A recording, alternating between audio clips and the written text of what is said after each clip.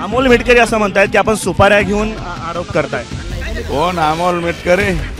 अमोलला माझी विनंती आहे, माझा मित्र आहे तो। तू कोणाच्या खिशात हात घाल, माझ्याकडे तू यायचा प्रयत्न करू नको।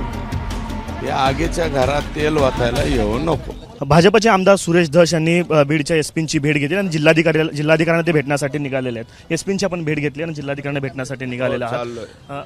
तुम्ही ज्यांचा उल्लेख आका म्हणून करताय त्या धनंजय मुंडेंबद्दल नवीन नवीन लोज खुलासे करताय आपण, आज काय खुलासा केलाय, काय मांडणी केली एसपींसमोर? जे हे बघा, तपासाच्या बाबतीत, बाकीच्या काही बाबतीत इथलं पोलीस दलाच्या बाबतीत नवीन एसपी आहेत, त्यांना कल्पना दिली पाहिजे की इथं कोण कशा पद्धतीने वागतंय।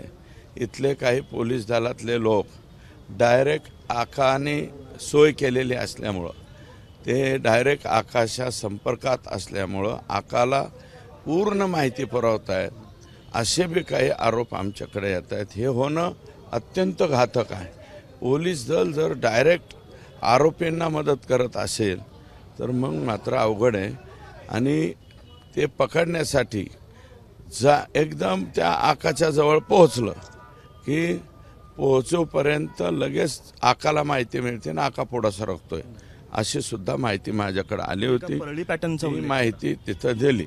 आपण एक परळी पॅटर्नचा उल्लेख केला, परळी पॅटर्न सध्या सुरू आहे, पॅटर्न काय आहे? अजून लय मोठे पॅटर्न, एक पीक विम्याचा पॅटर्न सांगितला, एक राखेचा पॅटर्न सांगावं लागेल, गायरान जमिनी ढापायचा एक नवीन आता पॅटर्न सांगावं लागेल, काय काय पॅटर्न आहेत ते सगळे एक एक एक एक सांगून। आणि उद्या आता जास्त लोक येणार आहेत, त्यांचे देखता सांगू ना। साहेब करता 18 दिवस झालेले आहेत, जर फोडले अगोदरच फोडलं तर जरा घोटाळा होतो। 18 दिवस झालेले आहेत, मात्र अजूनही आरोपी सापडत नाहीयेत। नेमकं पोलीस प्रशासन आरोपी सापडलेच पाहिजेत, आमच्या सगळ्यांचं मत तेच आहे। वाचवण्याचे प्रयत्न केले जात आहेत, वाचवण्याचे प्रयत्न होत आहेत, कोणी नाही करणार।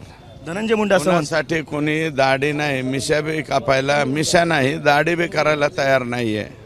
धनंजय मुंडे असं म्हणतायत की आपले आणि वाल्मिकी कराडांचे संबंध आहेत। त्यांचे किती सुमधुर माझे संबंध होते ते उद्याच्याला सांगतो।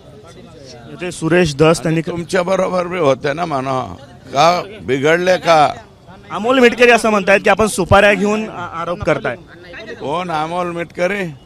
अमोलला माझी विनंती आहे, माझा मित्र आहे तो। तू कोणाच्या खिशात हात घाल, माझ्याकडे तू यायचा प्रयत्न करू नको। या आगीच्या घरात तेल वाचायला येऊ नको।